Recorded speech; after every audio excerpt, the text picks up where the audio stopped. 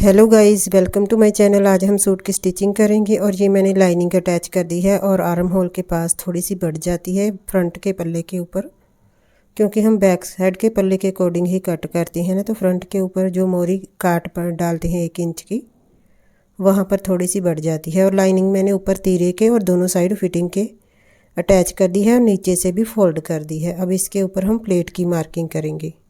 ये ज़्यादा heavy size नहीं है, इसलिए इसके ना मैं 2-2 ही प्लेट डालूँगी, बस 2 फ्रंट के ऊपर 2 बैक के साइड के ऊपर, और जो साइड वाली प्लेट है वो नहीं डालूँगी। और ये मैंने सेट करके रख लिया है इसको।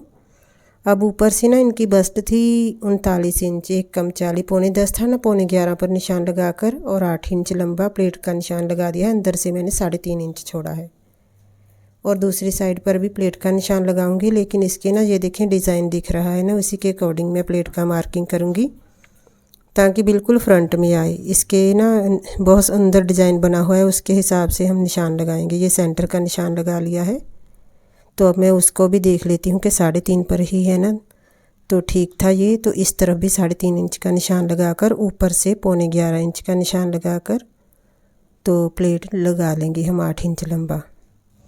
लाइनिंग मैंने पहले ही अटैच कर ली थी तीरे के ऊपर और दोनों साइड के ऊपर। आर्म होल के पास में अटैच नहीं करती, जब हम स्लीव जोड़ेंगे ना तब हमारी लाइनिंग अटैच हो जाएगी। और ये बैक साइड का पल्ला है, इसको भी अच्छे से फोल्ड करके और निशान लगा लेती हूँ प्लेट के। दो ही प्लेट से पौने 11 इंच छोड़ना है, अंदर से 3.5 इंच का निशान लगाकर 8 इंच लंबा प्लेट का निशान लगा लेना है। तो दूसरी साइड पर भी ऐसे ही लगा दूँगी मैं। ये देखें दूसरी साइड पर भी लग जाएगा थपथपा कर, और इसको पक्का कर दूँगी मैं। तो अब हम इसकी स्टिचिंग करेंगे। प्लेट के निशान है जहाँ पर, वहाँ पर हम सिलाई करेंगे। मेरे ना फ़ोन की बैटरी बहुत कम थी, इसलिए मैंने प्लेट डाल लिए थे। अब मैं नेक लगा दूँगी दोनों साइड पर। नेक्स्ट सूट के ऊपर आपको प्लेट भी डालने दिखा दूँगी। वैसे तो आपको मैंने कई सूटों में दिखाया है कि किस तरह से प्लेट डलती हैं। और फ्रंट का नेक है 7 इंच और बैक साइड का है 5.5 इंच। दोनों साइड पर बुकरम के ही लगा देती हूँ मैं। तो ये बड़े बखिए के साथ सिलाई लगा दी है और इसको बड़े बखिए के साथ एक बार कपड़े पर अटैच कर लेना है और फिर साइड से आधा इंच कपड़ा कट करते हुए ऊपर को सिलाई लगा देंगे। और निशान लगा लूँगी मैं 5.5 इंच का। अंदाजे से नहीं लगाती, फिर कई बार ना कम हो जाता है ये। तो मुझे 5.5 इंच चौड़ाई वाले ही नेक चाहिए दोनों साइड के। तो दोनों ही मैंने ना 5.5 इंच ही लगाने हैं। ये लाइनिंग का कपड़ा बचा था, इसी के ऊपर मैंने अटैच कर दिए थे। एक मैंने अटैच कर लिया है बैक साइड वाला, अब फ्रंट वाला भी करेंगे। एक मुझे 7 इंच चाहिए था, एक 5.5 इंच चाहिए था, और वो फ्रंट वाला है वो थोड़ा बड़ा है ना, ये 5.5 इंच बनाएंगे। तो इसको भी एक साइड पर पहले 1-1.5 इंच तक अटैच करके ना फिर दूसरी साइड से शुरू करूँगी मार्किंग करके 5.5 इंच की। ऐसे इंची टेप से मार्क कर लूँगी, तो फिर अटैच करूँगी, फिर बिल्कुल बराबर से हमारे नेक बन जाएंगे दोनों। और ये बड़े बखिए के साथ सिलाई लगा दी थी और फिर बाद में साइड से कपड़ा कट कर लिया आधा इंच छोड़कर। अब इसको ऊपर फोल्ड कर रही हूँ इस नेक के भी। दोनों ही हमारे नेक दूसरा भी मैंने रेडी कर लिया, दोनों रेडी हो गए हैं। अब इसको ना मैं फ़ोल्ड करके सेंटर में एक कट लगा लूँगी और फिर बिल्कुल बराबर करके फोल्ड इसको, ये चौक के साथ निशान लगा लिया है, सीधी लाइन ड्रॉ कर ली है। अब फ्रंट के ऊपर इसे अटैच करूँगी। फ्रंट के पल्ले के ऊपर लाइन लगाने की ज़रूरत नहीं चौक के साथ, क्योंकि डिज़ाइन बना है उसी के सेंटर में रख कर इसको अटैच कर दूँगी, बिल्कुल बराबर आ जाएगा। ऊपर से नेक का डिज़ाइन थोड़ा कट गया था ना, थोड़ा सा ही बचा है ये, क्योंकि नीचे मैंने घेरे का नहीं कट किया, घेरा रख लिया था। और ये मैं चेक कर रही हूँ बिल्कुल बराबर लगा है। अब छोटा बखिया करके साइड पर सिलाई लगा देनी है चारों तरफ, ये राउंड राउंड घुमाते हुए ध्यान के साथ। तो दोनों हाथ कपड़े के ऊपर होते हैं, इसलिए नेक फिसलता नहीं तो ना ऊंचा नीचा हो जाए अगर एक ही हाथ हो कपड़े के ऊपर। तो ये हमारा नेक कंप्लीट हो गया है फ्रंट वाला। अब बैक साइड वाला भी मैंने साथ में ही अटैच कर लिया था, इसको भी ऐसे ही कट लगाऊंगी सेंटर में और फोल्ड करके चौक के साथ निशान लगाऊंगी सेंटर में। तो ये लाइन ड्रॉ कर दी है। अब बैक साइड का सूट का जो पल्ला है उसके ऊपर भी मार्किंग करेंगे। इसे भी फ़ोल्ड करके रख लूँगी मैं और इसके ऊपर निशान लगाऊंगी। ये सिल्क का कपड़ा था ना, बहुत ज़्यादा टाइम लगा मुझे इस सूट के ऊपर। कल पूरा दिन ये एक शर्ट ही बनी थी। फिसलता है कपड़ा, और ये बाजू के ऊपर जो डिज़ाइन बनाना था उसको भी ना कंफ्यूज हो रही थी, मतलब आगे की तरफ बॉर्डर लगाना था, तो वो भी 2-3 बार मुझे उधेड़ना पड़ा। और सेंटर में एक कट लगा लूँगी। कट लगाने से बड़ा इजी हो जाता है सेंटर करना। दोनों साइड पर कट को कट सामने रख कर ना एक सेंटर में सिलाई लगा देनी है। तो फिर बाद में साइड पर सिलाइयाँ लगाकर इसको अटैच कर देंगे।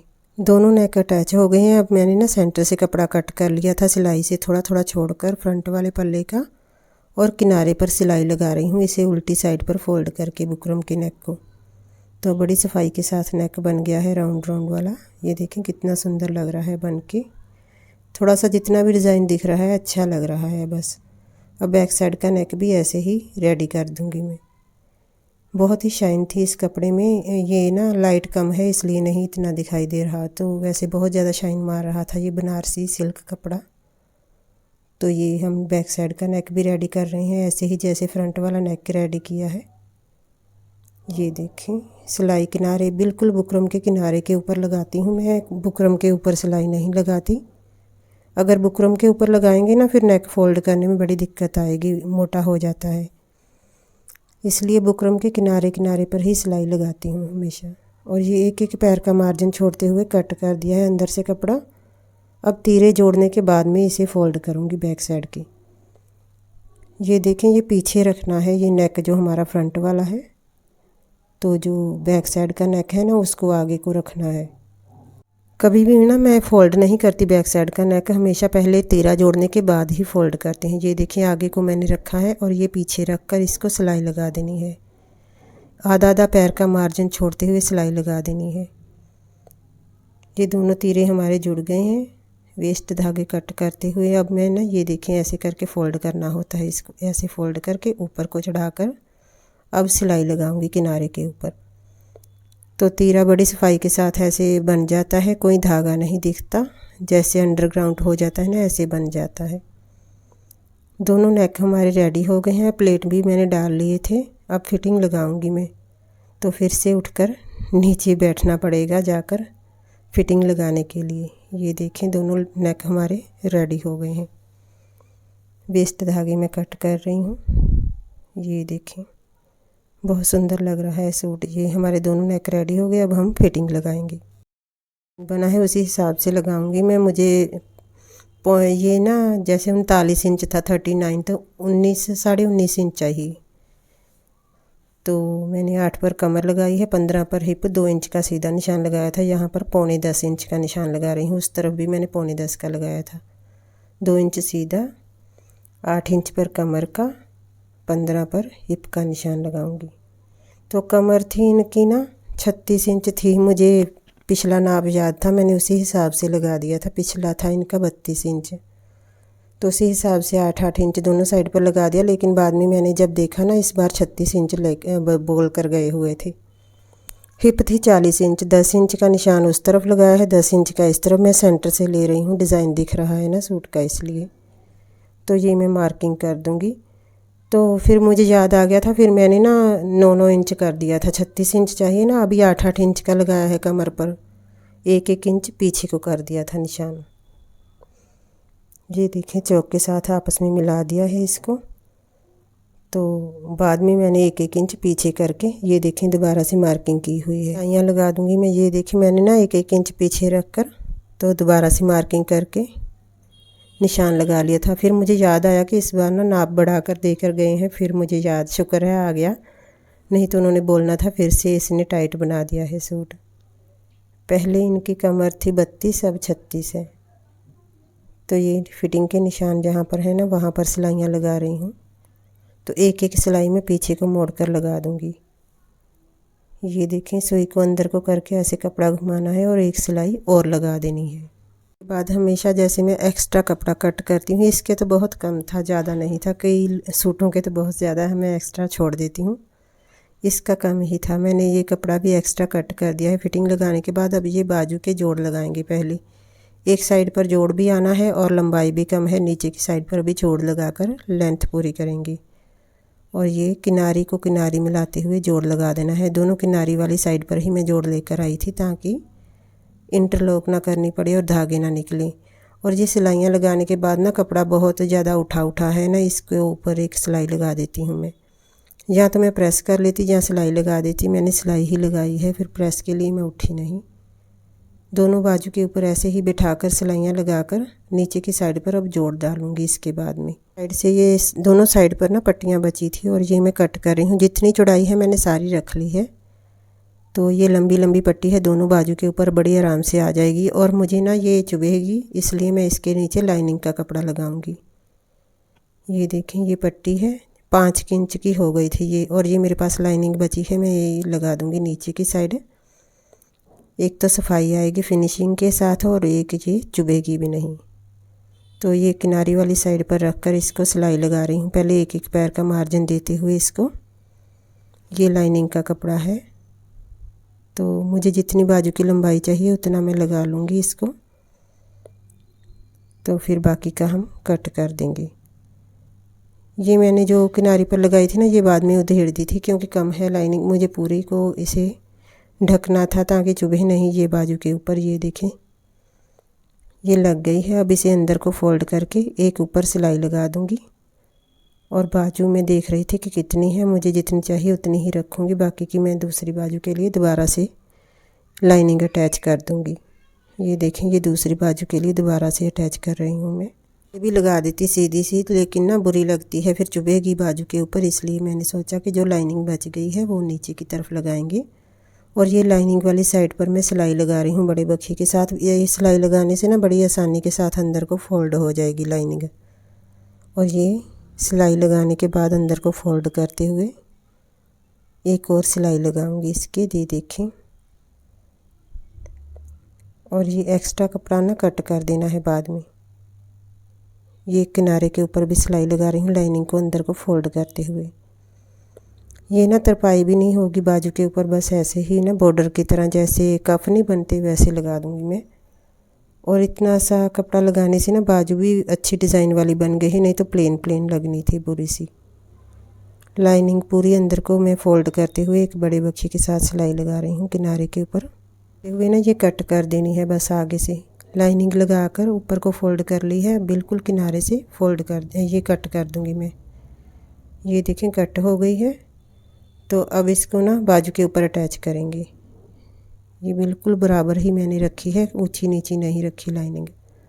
अब ये बाजू लेनी है और बाजू की उल्टी साइड पर रखकर इसको अटैच करूँगी। और ये पिंक कपड़ा ना थोड़ा सा कट कर देती हूँ, नहीं तो दिखाई देगा ये देखें, बस एक एक पैर का मार्जिन छोड़ा है मैंने, बाकी सारा कट कर दिया है। दूसरी बाजू पर भी ऐसे ही मैं कट कर दूँगी। और ये लाइनिंग उल्टी साइड पर रखकर इसको अटैच करूँगी, फिर ऊपर को फोल्ड कर देंगे इसको। ये देखें, सिलाई लगा रही हूँ मैं लाइनिंग को नीचे रखकर। और जो बॉर्डर है वो देखें, ये ऐसे ऊपर आ जाएगा। तो आधा आधा इंच अंदर को फोल्ड करते हुए सिलाई लगा देनी है। को फोल्ड किया और सभी ये जो हमारे धागे निकल रहे हैं ना, ये सभी कवर हो जाएंगे। ये देखें, बड़ी सफाई के साथ लग गया। ऐसे लग रहा है जैसे कफ लगाया है, लेकिन ये हमने सूट में से एम्ब्रॉयडरी बची थी वो वाला लगा दिया है। और ये सिलाई ना दिखे इसके लिए मैंने इसके ऊपर एक लेस भी लगा दी थी, बिल्कुल ऐसे ही एम्ब्रॉयडरी के कलर की ढूंढी थी फिर, और वो लगा दी थी। उससे थोड़ा और अच्छा लग गया था बाजू का डिज़ाइन। ये देखें, बन गया है। अब इसके ऊपर ना मैंने लेस भी लगा दी थी बाद में। दूसरी बाजू भी ऐसे ही रेडी कर ली है मैंने। ये देखें, लेस भी लगा दी है। अब इसकी फ़िटिंग लगाऊंगी मैं। मोरी मैंने रखी थी 4.5 इंच और आर्म होल की गुलाई इसकी 8.5 आ रही थी। नाप लिया था मैंने, ये 4.5 इंच का निशान है, यहाँ से 8.5 आ रही थी। साइड पर निशान लगाया है, लेकिन ये ना जो जोड़ है वो मैं सूट के पीछे की साइड पर लेके आऊँगी। 4.5 और 8 इंच को आपस में मिला दिया है। अब इसकी फ़िटिंग पक्की कर देंगे, सिलाइयाँ लगा देंगे इसको। तो ये हिल जाता है, एक बार फिर से मैं चेक कर रही हूँ। जब हम लगाते हैं ना निशान तो तब हिल जाता है इधर को खींचने में। ये डबल सिलाई कर दी है फ्रंट के ऊपर, तो पीछे तक अब सिलाइयाँ लगा देनी है ध्यान के साथ। छोटे बखिए के साथ लगा रही हूँ मैं पक्की वाली सिलाई। और ये बाजू की फ़िटिंग लग गई है। इसके बाद में ना आगे की गुलाई भी डालनी है। जिस बाजू पर जोड़ पड़ता है ना वो मैं बाद में डालती हूँ आगे की गुलाई। एक्स्ट्रा कपड़ा कट कर देना है और जिस साइड पर जोड़ नहीं है उस साइड पर गुलाई डालनी है आगे की आधा आधा इंच की। ये देखें, अब इसको सीधा करना है और सूट हमारा उल्टा ही रहेगा और इसे अटैच कर देना है। आर्म होल जहाँ पर है वहाँ पर अंदर करना है इसको, और दोनों फिटिंग को आपस में मिलाते हुए गोल गोल घुमाते हुए सिलाई लगा देनी है। और बाजू हमारी अटैच हो गई है। दूसरी भी मैंने ऑफलाइन कर दी थी। दोनों बाजू हमारी ऐसे ही अटैच हो गई है। आधा इंच कपड़ा छोड़ते हुए मैंने गोल गोल घुमाते हुए अटैच कर दी है। अब टिच बटन के लिए ये स्टेप बनाएंगे हम। छोटा सा हमें चाहिए होता है, 4 इंच का कपड़ा लेती हूँ मैं। ये 2 इंच हमारा चौड़ाई में होता है। लाइनिंग का कपड़ा ही है मेरे पास। जितना पतला कपड़ा हो तो अच्छा रहता है, ज़्यादा मोटे स्टेप भी अच्छे नहीं लगते। और ये मैंने कट कर लिए हैं। जितना हमारा तीरा हो ना उससे थोड़े छोटे बनाने होते हैं। और ये तीरे के ऊपर अटैच कर देने हैं। 2-3 बार सिलाइयाँ लगाकर दूसरी साइड पर भी अटैच कर दूँगी। और बाजू मैंने लगा दी हैं दोनों ही। तो अब हमने नीचे का घेरा फोल्ड करना है। ये देखें दोनों लग गए हैं। फालतू के धागे जो भी दिखे ना साथ साथ ही कट कर देने चाहिए। और ये हमारी बाजू रेडी हो गई है। लेस लगाने से ना बहुत अच्छी लग रही है, भरी भरी लग रही है, नहीं तो प्लेन बननी थी। ये कपड़ा कम था तो इसके लिए मैंने ये कपड़ा लगा दिया है सूट के फ्रंट वाली साइड का। और ये देखिए बहुत सारे धागे निकल रहे हैं। ये गोटा पट्टी लगी है, इसको ना मैं ब्रीक ब्रीक सिलाई लगा दूंगी ताकि धागे ना निकलें। सफाई के साथ सिलाई लगा दूंगी इसके ऊपर एक। उन्होंने ना रफली सा काम किया होता है। ये गोटा पट्टी लगाते समय वो भी 2 बार ऐसे सिलाई लगा देते तो धागे नहीं निकलते, लेकिन उन्होंने तो ऐसे ही छोड़ा हुआ था। फिर अब इसके सिलाई लगाने के बाद बैक साइड का घेरा फोल्ड करेंगे। फ्रंट के ऊपर मैंने आपको बोला था ना कि गोटा पट्टी लगी है नीचे की साइड पर। ये छोटा छोटा कपड़ा मैंने अंदर को फोल्ड करते हुए सिलाई लगा दी है। अब कोई धागा नहीं निकलेगा इसका। तो अब इसको ना पकड़ कर सेट करके फ्रंट के पल्ले को बैक साइड के पल्ले के ऊपर रख कर चौक से निशान लगाऊंगी। ये देखें बिल्कुल इसको बराबर कर देना है और निशान लगा देना है चौक के साथ। जितना है हमारा फ्रंट का उतना ही बैक साइड का रख कर इसको फोल्ड कर देती हूँ। ये देखें अब घेरा जो है ना बैक साइड का उसे बड़े बखिए के साथ फोल्ड कर देना है। इसके ऊपर तरपाई होगी, बाजू के ऊपर भी नहीं है और फ्रंट के पल्ले के ऊपर भी नहीं है तरपाई वाले का फ़ायदा हो जाएगा। तो जब लास्ट में होता है ना सूट तो बार बार धागा भी ख़त्म हो जाता है। उसी के अकॉर्डिंग मैं डालती हूँ जितना का सूट सिलना होता है। बाकी जो वेस्ट धागे होते हैं रंग बिरंगे वो अटैच हो जाते हैं सभी, ये कच्चे के ऊपर लग जाते हैं। पीछे का पल्ला भी फोल्ड हो गया है। अब हमने साइड वाली सिलाइयाँ लगानी है। ये देखें चाक फोल्ड करनी है। लाइनिंग को पकड़ कर रखना पड़ता है, नहीं तो ना बाहर को निकलती है ये लाइनिंग। ये देखें तो इसको पकड़ कर रखूँगी और सिलाई लगा दूँगी। ये हमारे चाक भी फोल्ड हो गए हैं। यहाँ से हमने फोल्ड करना है दूसरी साइड पर। और इसको भी मैं सेट करके तो जो वल है सभी निकाल कर यहाँ से नीचे की तरफ ले जाऊंगी। ये देखें ये घुमाते हुए नीचे की तरफ ले जाना है। और दूसरी साइड पर भी ऐसे ही चाक फोल्ड कर दूंगी मैं। धागा फिर से ना ख़त्म हो जाता है यहाँ पर आकर ना, ऐसे ही होता है चाकों के ऊपर आकर। तो ये ध्यान के साथ फोल्ड करने हैं, लाइनिंग ना छूट जाए। सफाई के साथ बहुत सुंदर है। सूट का कलर भी अच्छा है और शाइन भी बहुत कर रहा था ये कपड़ा। तो थोड़ा थोड़ा चुभेगा वो कोई बात नहीं, सर्दियों में नहीं चुभते, गर्मियों में तो कॉटन के कपड़े भी चुभते हैं। ये एक साइड के चाक फोल्ड हो गए। अब इसको मैं चेक कर लेती हूँ कि छोटा बड़ा ना हो। तो जब हमने नाप कर बनाया तो छोटा बड़ा नहीं होगा। वीडियो पसंद आई हो तो लाइक कर देना। Thanks for watching.